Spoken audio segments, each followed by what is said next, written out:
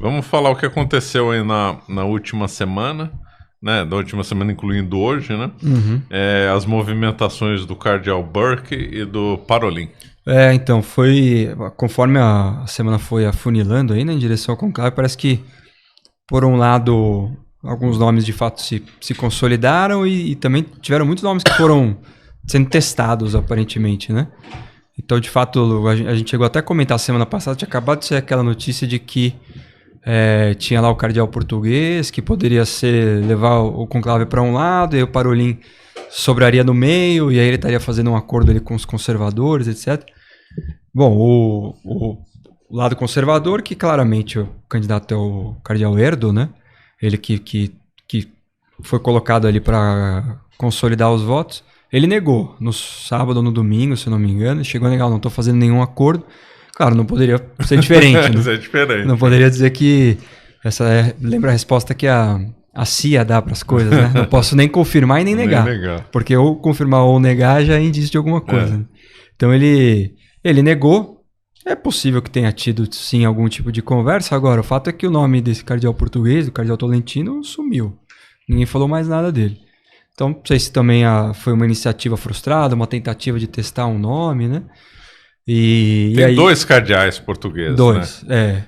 Tem o ruim e o pior. Isso que eu ia perguntar. O ruim e o pior. Tem o ruim, que é aquele Américo, né? Se eu não me engano, e o pior, que é o Tolentino. Mas o pior é o outro, não é? Porque o outro era militante do Partido Socialista. Então, é o Aguiar, né? É o Américo Aguiar. Ele foi militante, ele é militante simpatizante do Partido Socialista. Quando teve a jornada da juventude lá, não sei agora se foi no ano passado ou em 23, mas ele deu uma entrevista lá que foi bem complicada, que ele falou, posso estar sendo impreciso nas palavras aqui, mas era alguma coisa do tipo, não, a jornada da juventude é para os católicos, mas podem vir de qualquer religião, é importante que eles gostem, aqui não estamos aqui, alguma coisa nesse sentido, não precisamos convertê-los, é só vir aqui. Então deu uma grande polêmica e ele acho que ele nem era cardeal ainda, foi ficar depois de ter falado isso. Conheça agora a Caravela Kids. São 5 livros infantis incríveis para o seu filho conhecer a verdadeira história. Com 40% de desconto, frete grátis e um curso bônus até o dia 20 de maio. Ele foi cogitado para ser patriarca de Lisboa, não ficou. E tem o Tolentino, que é esse da Sant'Egidio, né? Seria um outro simpatizante. Ele é do Dicastério da Educação, etc. Mas eu acho que ele era muito novo mesmo assim, né? Talvez tenha sido ali... Eu não duvido que se isso aconteceu mesmo, tenha sido uma coisa... pega o nome que mais assusta os conservadores. Para ter um motivo para se aproximar com o meio termo ali. Não conseguimos saber. Você põe o bode na sala, né? E aí o que todo mundo comentou foi, olha, até, claro, né? Se for uma iniciativa para evitar um mal maior... Tudo bem, agora o duro é confiar nesses acordos, né, pré-conclave, porque o Papa, uma vez eleito... Não está restrito a eles. Não tem obrigação nenhuma de cumprir. Segundo, que dependendo da personalidade do Papa, né, você vai fazer acordo com quem fez acordo com o Partido Comunista Chinês. Confiar muito que vai cumprir o acordo. Confia que vai sair coisa boa. Né?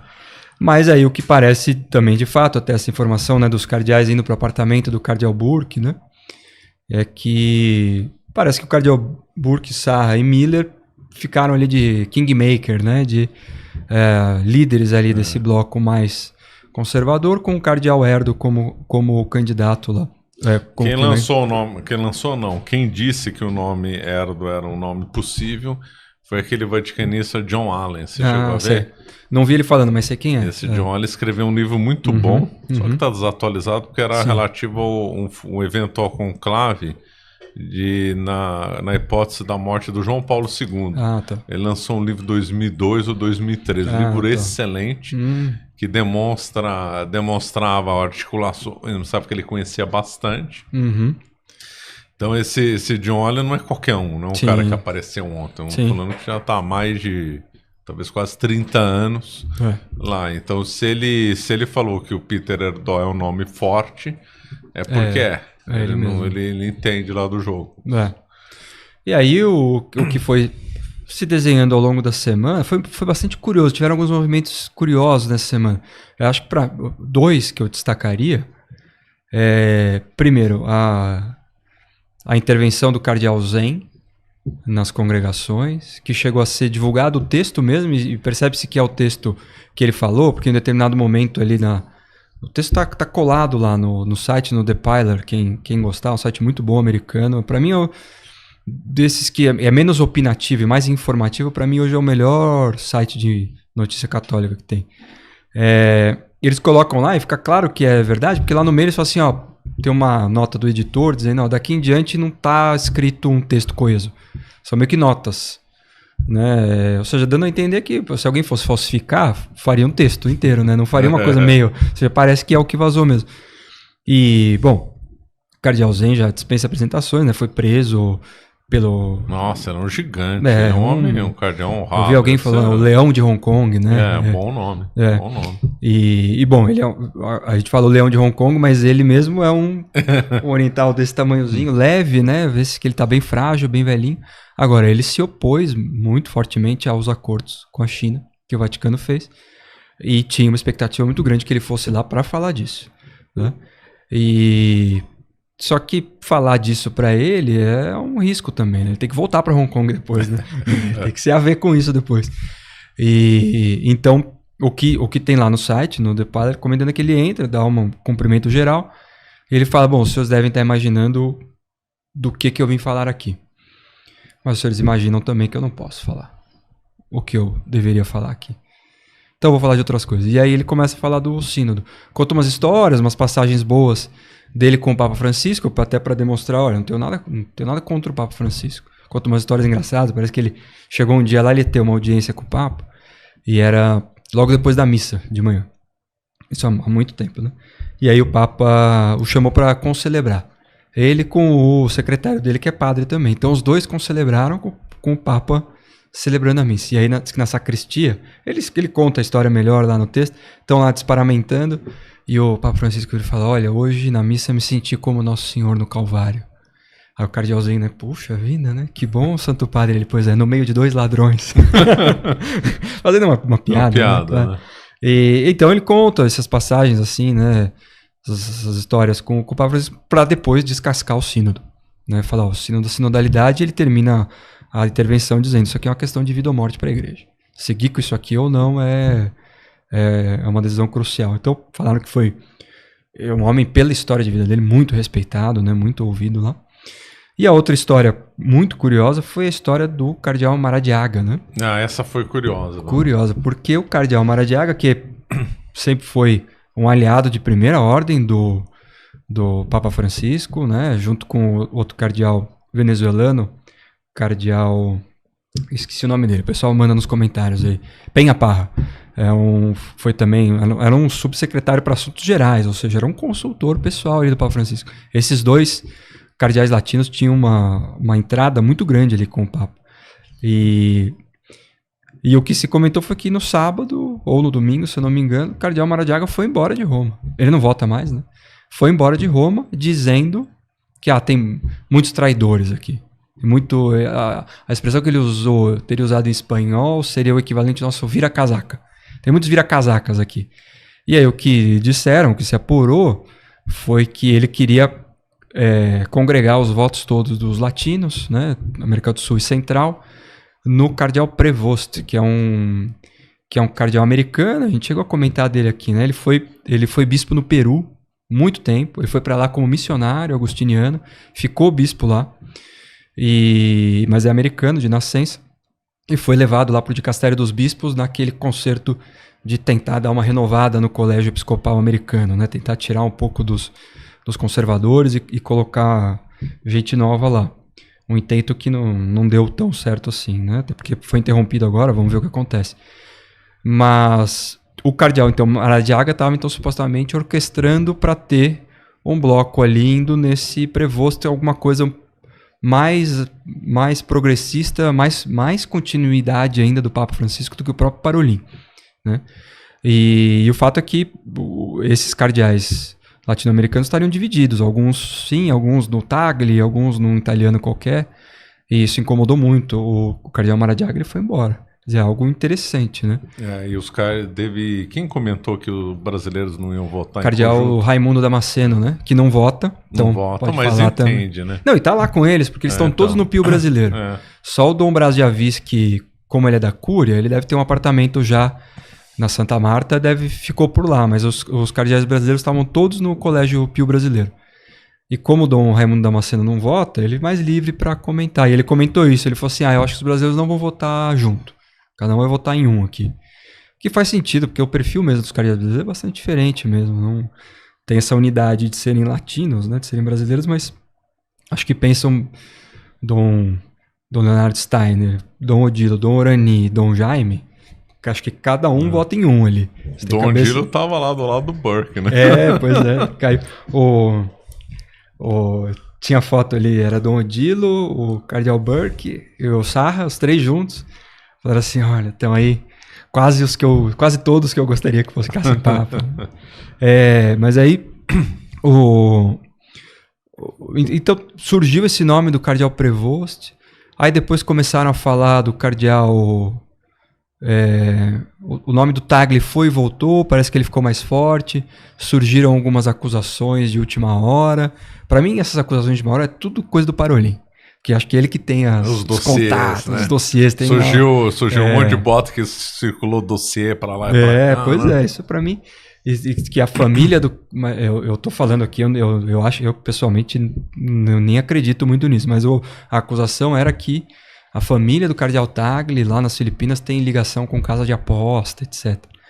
É uma coisa meio puxada, mas enfim, pode ser. Então o nome dele voltou, eu não sei como é que isso ressoa no colégio cardinalista. Não sei quanto tempo, quanta paciência, quantas fontes eles acessam para checar esse tipo de boato que chega para eles. Às vezes eles só se afastam, né? A impressão que deu, no resumo da história, é que esse lado... Então o Cardeal Tolentino foi e voltou, o Cardeal Zuppi, o nome subiu e desceu e subiu, o Tagle subiu e desceu, apareceu o Prevost e voltou. A impressão que dá é que talvez esse lado mais progressista não tenha conseguido encontrar um nome forte. E aí talvez, vamos no Tagle, que já tem já tem um substrato, já tem uma base, né?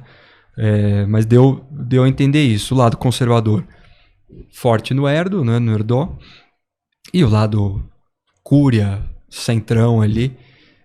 Centrão porque são posições relativas, né? Porque acho que tá bem à esquerda do que é o Cardeal Parolin, né? Parece que foi um pouco isso que se desenhou nesses dias aí. E o Pizzaballa? Sempre um nome que... É verdade, Pizzaballa é um nome que... vai, vem, volta. Ele tem um carisma muito grande, né? O latim dele hoje, no juramento, latim perfeito, né? Isso é uma coisa que decepcionou. Mas depois a gente comenta sobre isso aí. Comenta aí então do Pizzaballa. Então ele tem um pouco esse carisma, ele pesa contra ele o fato de ser jovem. Ele tem 60 anos. Então, assim, nós comentamos aqui, um homem de 60 anos hoje vai morrer com 95 nas condições normais. Ele parece ser um sujeito forte, magro, etc, né? Então, isso pesa contra ele. Eu não vejo ele, por exemplo, se resolve amanhã de manhã, primeira votação. Eu acho que não vai ser ele. Que acho que ele não é um nome que surgiria numa segunda ou terceira votação. Ele pode ser um nome, eu imagino, que vá surgindo de um impasse. Quer dizer, algum lado consegue bloquear um nome, ou nenhum nome emerge muito como favorito. E aí falam, pessoal, então vamos resolver isso aqui, pega esse Pizzaballa que agrada a todo mundo. Ele é novo, mas ele agrada a todo mundo, a gente resolve isso aqui rápido. Porque tem uma coisa, né, de que os cardeais têm muito receio de que o processo do conclave fragilize a igreja. E isso seria através de um conclave demorado, né? Um conclave que demora dias passa uma impressão de um racha, né? De uma divisão muito grande, que não consegue chegar no consenso. Então, aquele próprio ambiente, né? Do isolamento, de ficar trancado na capela durante o dia, etc., gera uma pressão até moral ali para se tomar uma decisão logo, né? Então, talvez nessa situação eu vejo o Pizzaballa ganhando força. Mas fora isso, não consigo ver esses cardeais escolhendo um papa para 30 anos. E você chegou a ver alguma coisa do movimento, vamos chamar assim, da extrema esquerda, da turma do Reno? Os alemães, holandeses, belgas. Eu vi o luxemburguês. O Hollerith, né? Péssimo. Eu vi o cardeal. Eu não sei falar o nome dele, né? Ele é canadense, mas ele é meio da cura, ele é dessa turma aí. Se aliou com essa gente porque ele trabalha no tema do sínodo muito fortemente. Então ele está sempre ali com Hollerith, Marx, etc. Ele falou coisas do tipo, olha, a unidade da igreja é a questão essencial, nós precisamos, não ter como voltar atrás. O cardeal Casper, que não vota, mas é também influente ali com esse pessoal, falou, não tem nada do que o Papa Francisco fez é reversível, então tem que seguir nesse caminho, é uma questão de sobrevivência para a igreja também, né? Então, falas pesadas nesse sentido. Então, eles dobrando a aposta, né, no que foi. Mas o que se ouviu de todos os lados, um pouco das conversas das congregações, é que sim, a unidade da igreja é um ponto importante, mas uma unidade mais na moderação, né? Uma unidade que não vamos repelir nenhum dos lados extremos, digamos assim.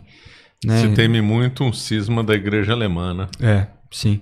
Eles aproveitaram, né, esse interregnum aí para começar a aprovar coisas lá, né? Bênçãos para casais, enfim. E acho que comunhão de muçulmanos, inclusive diz que algumas paróquias o padre submete aos leigos se a homilia que ele vai falar vai ser conveniente ou não. Isso é inadmissível.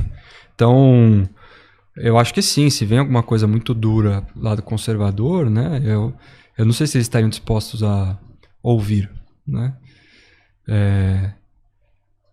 Seria triste, né, mas precisaria de alguém habilidoso para conseguir não deixar que eles se percam, seja pela heresia, seja pelo cisma, né, não sair da igreja seja por um lado ou seja por outro.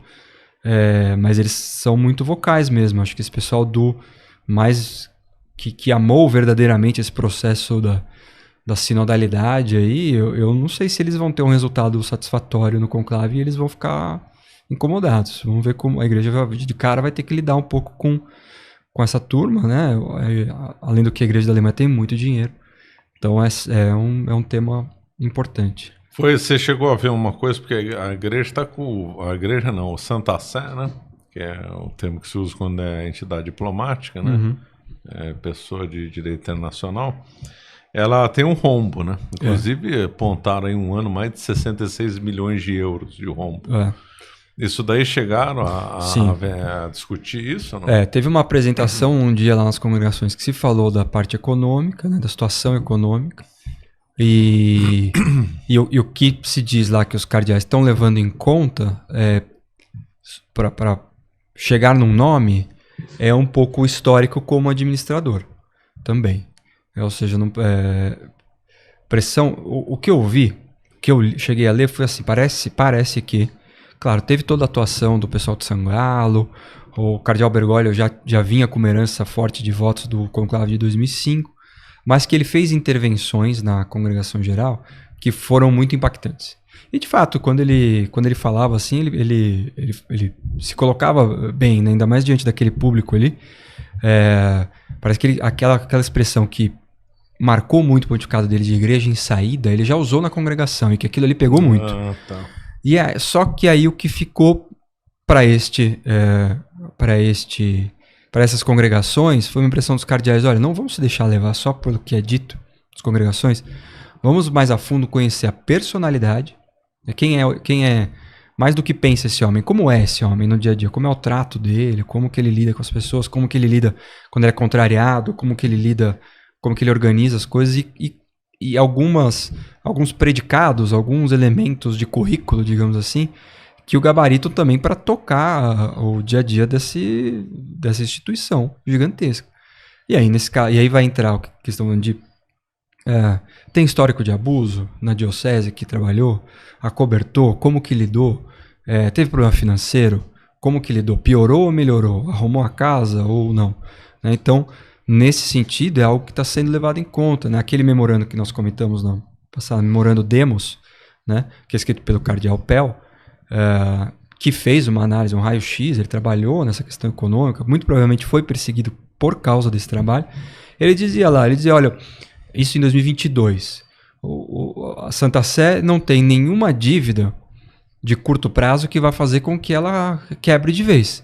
Agora, ela tem um déficit anual tão gigantesco que também em 10 anos ela vai quebrar mesmo, sem dívida nenhuma, porque uma hora o dinheiro acaba, por mais que não tem muito segredo, né?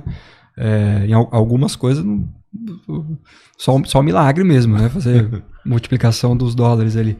Então, isso está sendo levado em conta. É o que pesa a favor do cardeal Erudó, por exemplo, que toca lá a diocese dele há 20, 25 anos e falam que é um brinco ali, Budapeste, né? Isso aí pesa quanto, Parolin? Eu acho que sim, porque, de certa forma, se sabia mais ou menos, mas não se tinha muito claro qual era o papel dele naquele grande escândalo do cardeal Béthue, né? Porque o cardeal Béthue respondia para ele, de certa forma, né? Uma coisa que acontece em Londres, está, de certa forma, submetido à Secretaria de Estado. E, de fato, ele estava ali envolvido, apareceram documentos com a assinatura dele, ele autorizou uns investimentos estranhos lá. Não digo nem que houve dolo, mas se não houve dolo, houve negligência.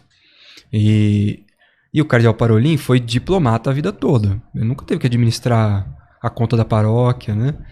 Ter que fazer quermesse fora de época para poder pagar a conta de luz, reforma do teto, campanha do ar-condicionado. Ele nunca teve que fazer. Mesmo administrar a diocese, né, como bispo, nunca teve esse trabalho, né? Ele viveu uma carreira diplomática, ele não teve algo que falta ao currículo dele. Pode pesar contra, sim. Você acaba de assistir um corte do Caravelas Podcast. Na tela está aparecendo o episódio completo e outro corte. Muito obrigado pela atenção.